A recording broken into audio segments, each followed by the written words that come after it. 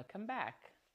We are now going to be looking at the emotional pain that comes with betrayal, and in spite of all of that, you still have that dream to fulfill. Dreaming again after emotional pain and betrayal is one of the bravest things you can do. Because betrayal doesn't break the trust in others, it breaks the trust in you. You may wonder, how did I do this? How comes I didn't see this coming? Can I ever trust anyone again? Is it even safe to hope now? And those questions are valid, but there is truth. Your pain is not where your story ends. I say again, your pain is not where your story ends. Your ability to dream may be bruised, but it's not lost. It's waiting quietly for you. And so it is natural to go through the pain. It's a process. Don't throw those dreams away. And why am I sticking to this topic, keeping the dream alive? Because so many persons have gone to the grave with great ideas, with great dreams. Because of hurt and pain, they decided not to try. Business deals went bad, contracts failed, disappointments, and the likes. Many persons went to their grave and did not share the dreams or pass on the dreams to others to help fulfill.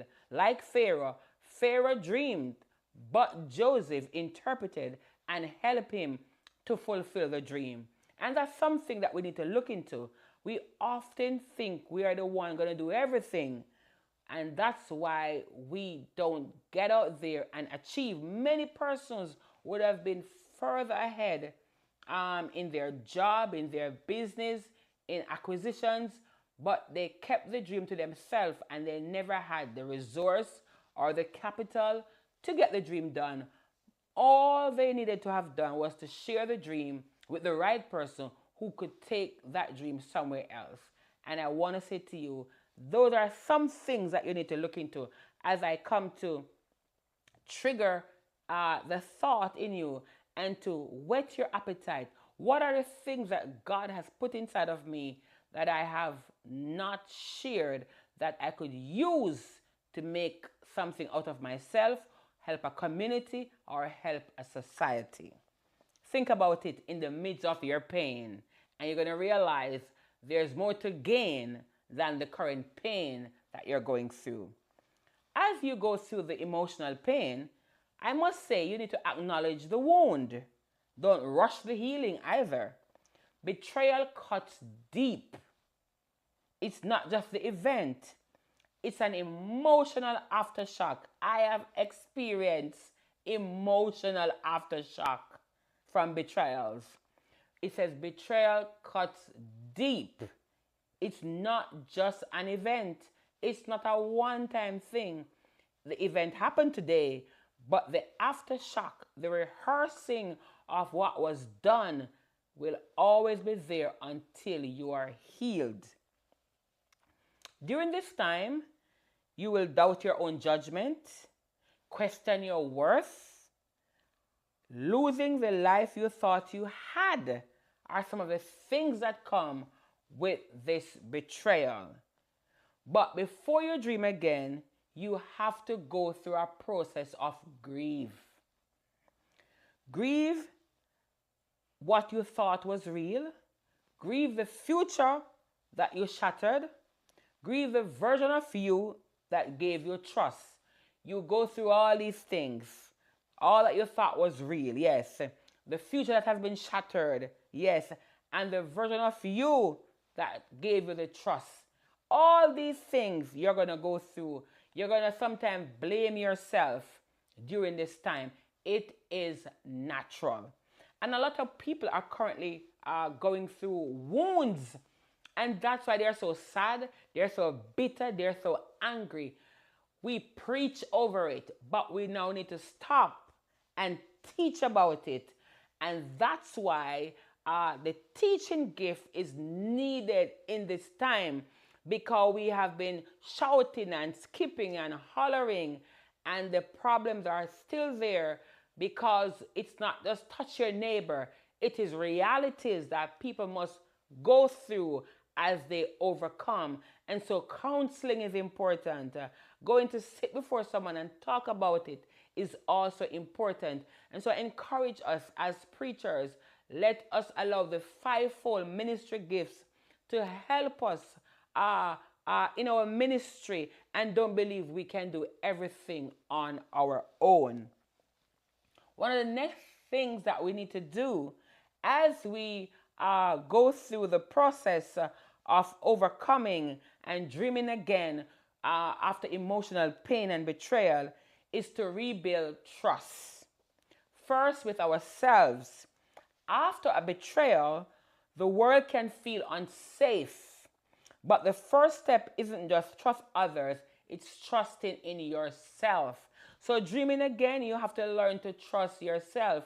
You see, we often just like the quick fix, and it often doesn't work like that. Things take time and process. All right?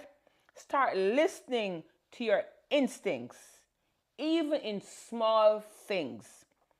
Honor your feelings without being judgmental. Forgive yourself of what you missed or what you allowed.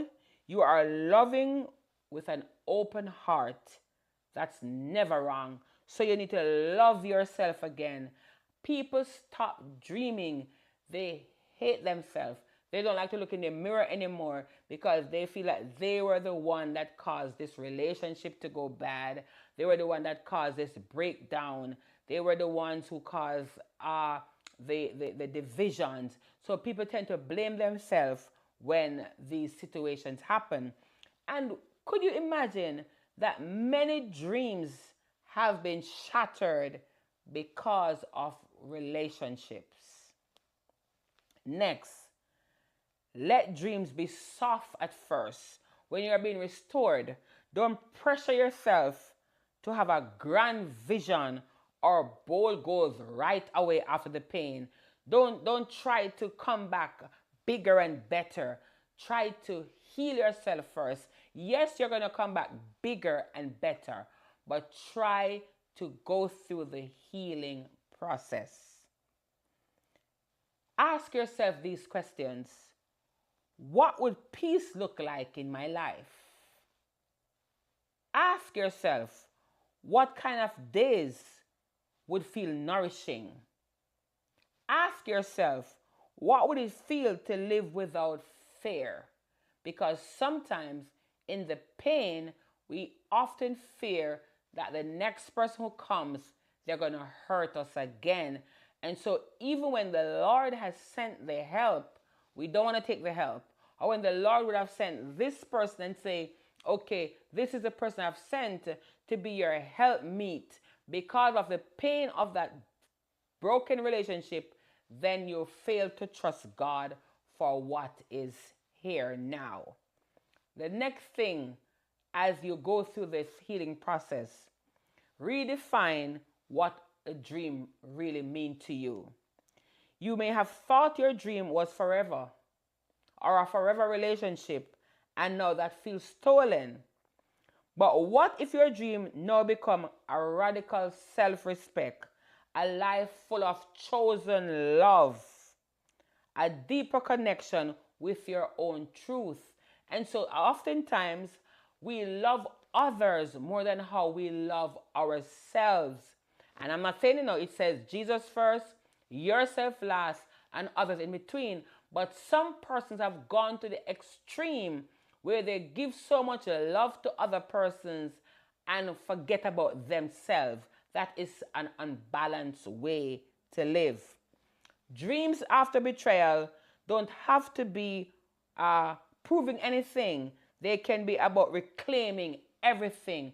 So you don't have to be proving a point. You reclaim yourself. So let me say this again. Dreams after betrayal doesn't have to be about proving anything. They can be about reclaiming everything, your peace, your joy, your happiness. As you reclaim these things uh, from the pain of your past, let hope be practiced. Hope must come alive. Imagine what one good month feel like without the pain. Plan something new and be kind to others. These are some of the ways you can overcome a life of betrayal and dream again. The last thing I want to say to you is that know that betrayal didn't kill your capacity to love or be loved. Know that the betrayal didn't kill your capacity to love or be loved. It may change how you love, and that's okay. It may have made you more cautious, and that's okay. It may have made you more intentional, and that is still okay. But your ability to love, hope, and dream has not died. It's evolving, becoming more honest, more grounded, more you. My final thoughts to you today. You were betrayed, but you are not broken. You were hurt, but you are still whole. You lost a dream, but you can dream again. Not in spite of the pain, but through the pain. Let me say again, you lost a dream, but you can dream again. Not in spite of the pain, but through it, you can dream again. And so I say to you, more power to you. Dream again in spite of betrayals. Like Joseph, Joseph dreamed again. And in one series or in the next teaching, I will bring your attention how Joseph's life transformed Egypt and the nations around. What are you doing about your community? Dream again. God bless you. I am your host, Stephanie Turnbull. Thank you for watching today's broadcast.